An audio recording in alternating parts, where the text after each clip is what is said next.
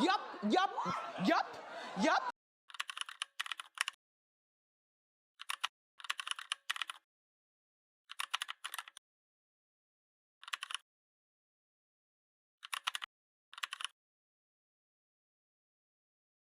Fights for herself in a way. Okay. And you know, she's like very patient and compassionate. At least in her, you know, in her character. So like, another character I would say would probably be like.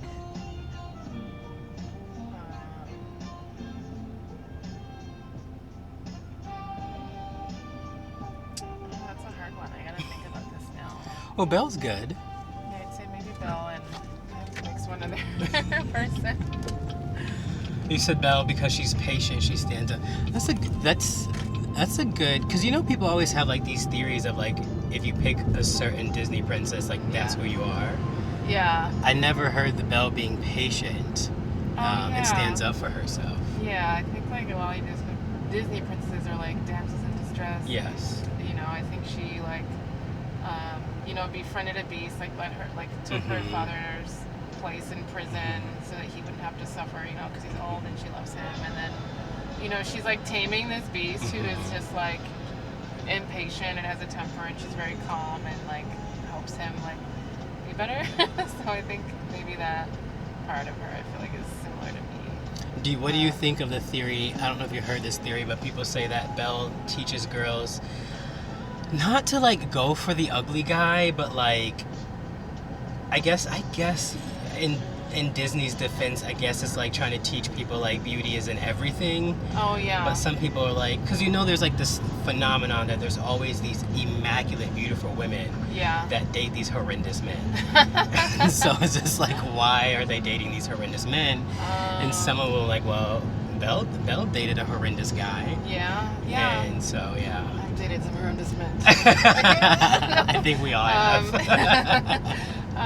Yeah, no, I think maybe it's like beauty's on the inside. Yeah. I think so. I think maybe it's like, yeah. Something, maybe it does teach that a little bit. I don't know. Yeah, I think, yeah, her going for the beast is like, after she learned who he was, like maybe he opened up and softened. So maybe it's just like, you know, people are always maybe a certain way because of their past, and so you have to kind of learn about them and figure out like, oh, you're actually not as awful as people think you are. Like even when I think they were trying to kill him, and they're like, go kill the beast, and she's like, no, he's not like that at all, he's kind of gentle. And they're just like, you're delusional. And so, you know, do you think men and boys can benefit from having a couple of Disney princesses, instead of always having it centered around the women and like their journeys and their stories? Do you think it would be beneficial if we had more like kings and princes that had their trials and tribulations, and maybe that can teach men to be a different, I don't want to say type of man, but like maybe handle their masculinity and their emotions in a different way? Oh, yeah, most definitely. I think there's definitely a lot of like tough love, like toughen up, you know, and in a lot of like male predominantly roles that you see in film and stuff like that. And so I think, you know, some of that vulnerability does get lost or is seen as weak. And so I think that definitely would help. I don't know if it'd be so much like princes and kings. I think, and I mean, I don't know. That's a good way to put it. I feel like you have to frame it in a way where it's like,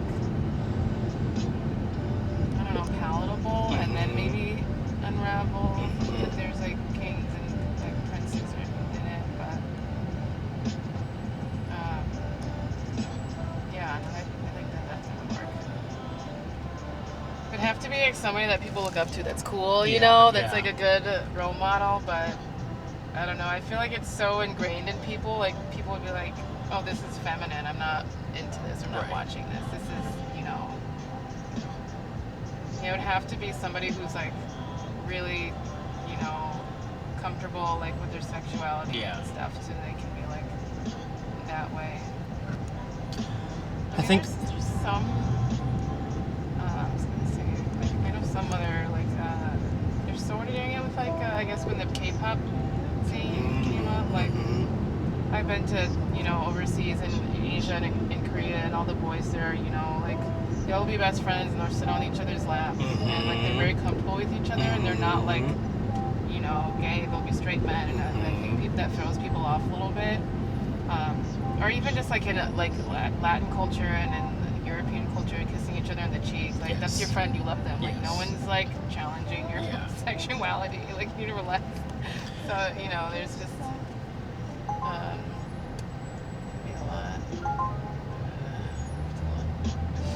It's funny that you say that, because there's this TikToker, I don't know his name, but like he is in Japan, and he's very, I don't want to call him homoerotic, but... You ever get hit on by girls? Yeah, I love women. So what is this squadron? I got all of my boyfriends in real life, and I love them so much. How are you, Cole? There's a lot of pheromones right now. I'm overwhelmed. Pheromones. Are you going into heat? Right, yeah. He is, I'll give it bisexual energy, because he's like flirting with guys and girls, and it's like kind of anime-esque and like all that, and I don't have I mean obviously I don't have a problem with it, but I'm just like, it's very, it's just interesting, because I don't know, I just, like you said, they're more open down there, and this, I think he's an American, and he's just inserting himself in like a Japanese culture, and they're all like flirting with him and like, you know, da-da-da-da-da, and I don't really think much of it, but it's just like, straight men do flirt with each other, but they always do it like no homo, you know what I mean? Like they always have to like cover it up. Thinks that. Yes, exactly. So it's just like, I don't, and that's what I always try to think about, is like, where did that for them come from? Like, what media did they get where they have, you know, to say no homo, versus like in other cultures, they just live their lives. It's just like, it's just love. That's all it is. Yeah. So that's why I was like, do we need, instead of Disney princesses, do we need just something that caters more to the boys, so when they're raised, or like, what media is showing these men that they can't be vulnerable and affectionate without feeling like someone is attacking their masculinity? Yeah. I feel like maybe that would have to happen in like black culture or like rap culture. Like, I know that sounds dumb, but I feel like it's such a very you're masculine, saying it right. like, black yes. men, or they're just very masculine. They are. Like, type of people that you look up to. And I feel like, I don't know, I feel like Tupac could have been that for a lot of people. Like, rest in peace. Like, why, you know, I think he had... Or Kendrick Lamar could be that. Yeah. I don't know, like, it's, you know, when I look at, like, streamers today, you know, they're joking, they're clowning, but sometimes it's just like, it's hard when it's just like, or like the other day, like just the other, I was on TikTok and this girl came up and twerked on him, and he was having a blast, and then his chat was like, oh, she's trans, and then he like immediately flipped out.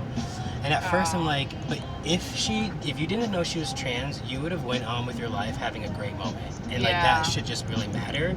And then comes to find out the girl was not actually trans. It was just like the chat was just making fun of her.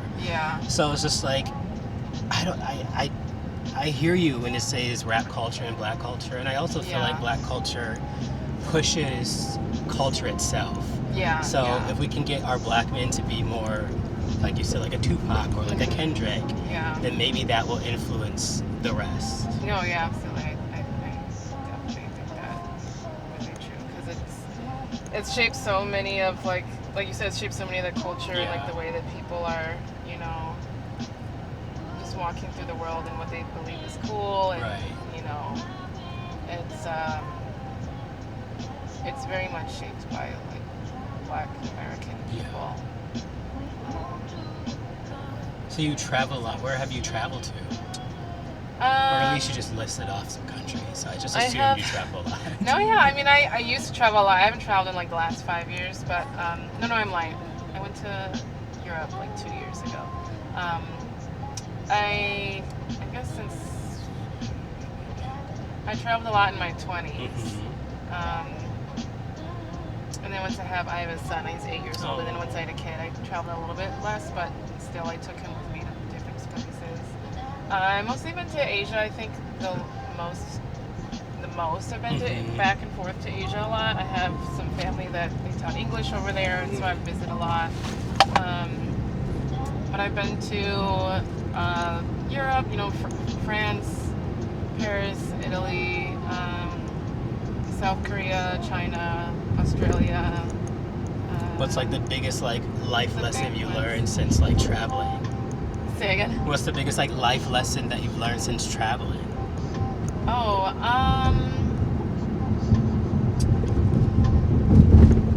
would say like learning how to communicate with people is just really important. I think I learned how to communicate with people. Like, you learn how to better communicate with people, I guess. Because when I was like in Asia and I needed something specific, I think me talking now, if I were to ask someone permission for something or a stranger, I'd be like, hey, sorry to bother you. I know this is weird, or you don't know me, and I'm a stranger, and you kind of I'll over-explain myself before like asking something. But somewhere else, if I'm just in a hurry, I'm like, where's the bathroom? Or or I wouldn't be like, hi, like you just kind of eliminate all the beating around the bush part, and then you just get straight to the point. And so I feel like when learning language or French or anything, like you become more direct, and that just breeds more confidence and more just I guess as women, people maybe just feel like you have to be more sensitive or like over-explain yourself. So I felt like when I was speaking another language or communicating like minimally in other languages, I was more confident and less like worrisome about what other people are thinking. It's like, no, I need to do this thing, and I have like 5 minutes to get there, and I can't miss this train, so I'm just going to be straightforward and direct. And so I feel like it helped me communicate better, and maybe even think about when I come back to America. I'm like, am I still going to act like that when I come here and be like this bad bitch? It's just like, so it was interesting, like learning about myself in that way. So I feel like you learn a lot about yourself. So I think it's good to, for young people, like I did when I was in my 20s, to learn about yourself. I think it's a good way to figure out who you are as a person. Rather than if you stay where you are, I mean, you'll still, eventually learn about yourself, and maybe you can get some of those milestones faster, and maybe even just learn how to create better opportunities for yourself quicker in that way as well. And just being less afraid of stuff, because I think a lot of things, at least for me in life, a lot of challenges come from fear, and I think being open to something like that changes that a little bit. I don't know if that fully answered your question. No, it does. So I was going to ask, is that a lesson that you would like to teach your son, is like not let fear hold you back? Oh yeah, because we're all gonna die one day. Like he's usually like, you're gonna die one day, and I'm like, yes. So it's like, I feel like as I'm getting older, I'm 35 now. Yes, you don't look 35. Yeah.